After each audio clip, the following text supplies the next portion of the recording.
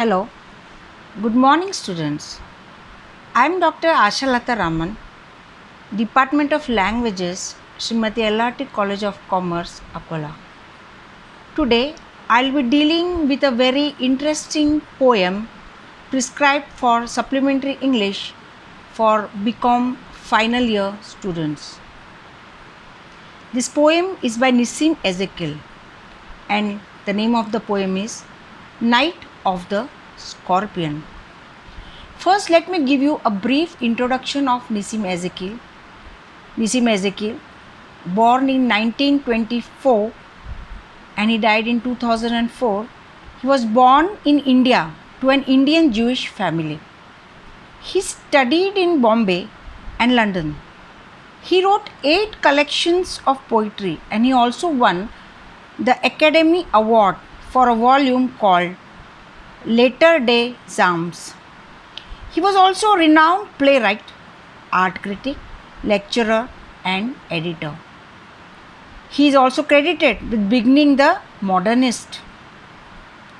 Modernism was a movement or style in 20th century art, architecture, and literature characterized by a deliberate departure from tradition and the invention of new forms movement in India and was one of the best known poets of India.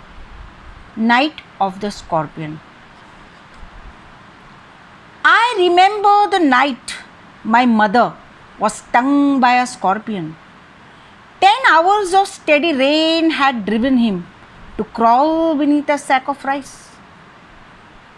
Parting with his poison, flash of diabolic tail in the dark room, he reached the rain again. The poet here has very fine reminiscence of his early childhood when his mother was stung by a scorpion.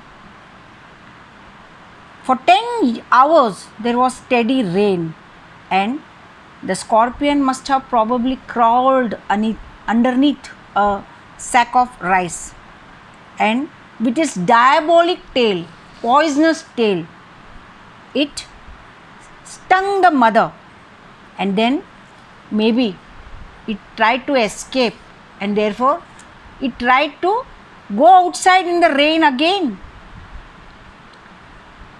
Now the poet says, the peasants came like swarms of flies and buzzed the name of God 100 times to paralyze the evil one. See the beauty of the paragraph. Here, the poet Nissim Ezekiel tries to throw light on the Indian superstitious beliefs prevalent in the society. He says, the peasants, the farmers, they came like swarms of flies. Usually flies, they come in big groups, swarms. And what they did? They took the name of God 100 times so that the evil one, the evil spirit, the sting on the mother and the pain that she is enduring will be eased a little. With candles and with lanterns throwing giant scorpion shadows on the mud-baked walls, they searched for him. He was not found.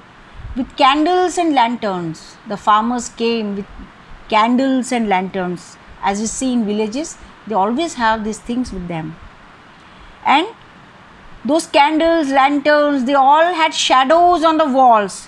And these shadows resembled the scorpion. And how were the walls?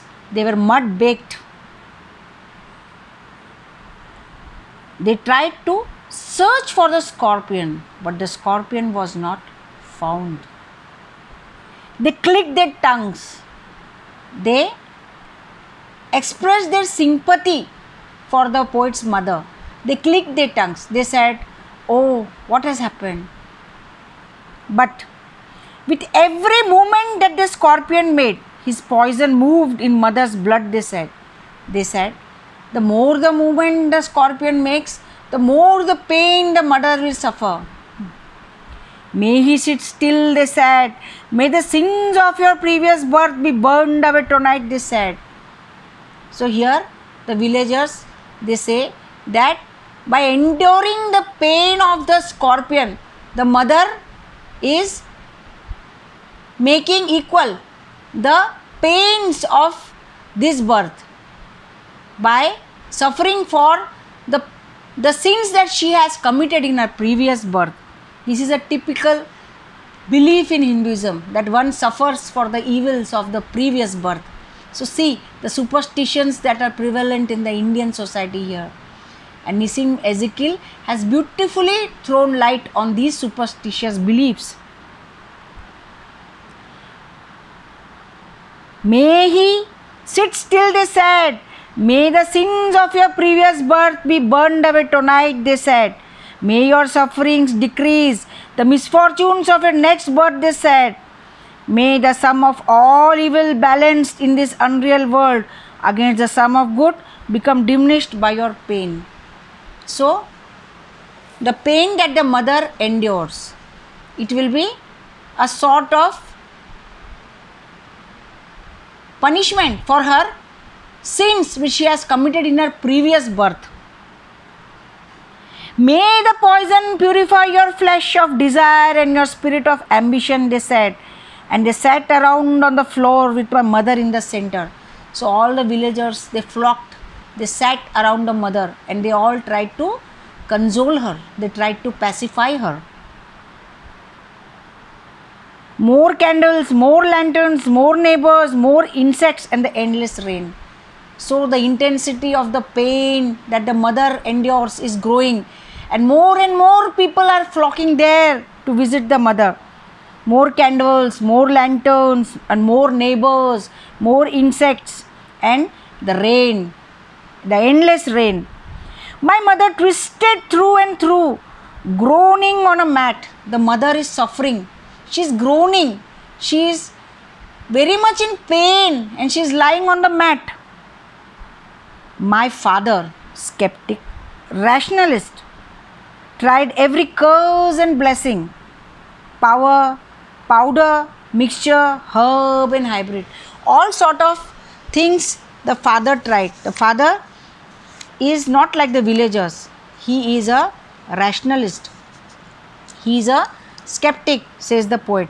And he tried all the herbs and also some mixture. He even poured a little paraffin upon the bitten toe and put a match to it. So what did the father do? He tried to pour little paraffin on the toe where the scorpion had stung the mother, and he also tried to light it. He used a matchstick on it.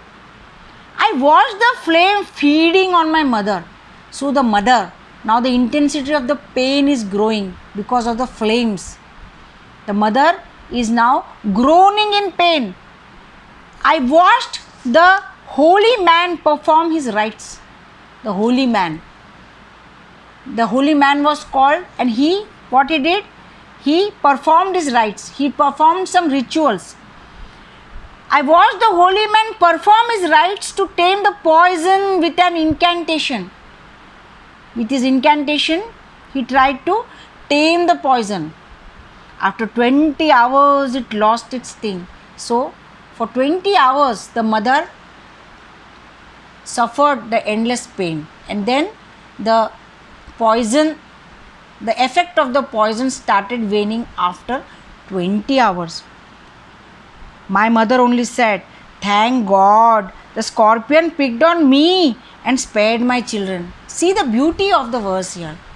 The selfless love of the mother.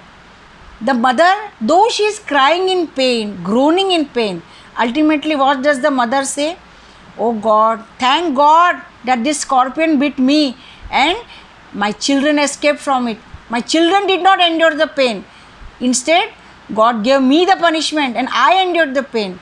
This is the self-effacing love of the mother also, which is so beautifully depicted by Nissim Ezekiel in the poem. So, dear students, this poem not only throws light on the superstitious beliefs prevalent in the villages, but also the self-effacing love of the Indian mother. I hope you enjoyed my explanation of this poem. This is a very important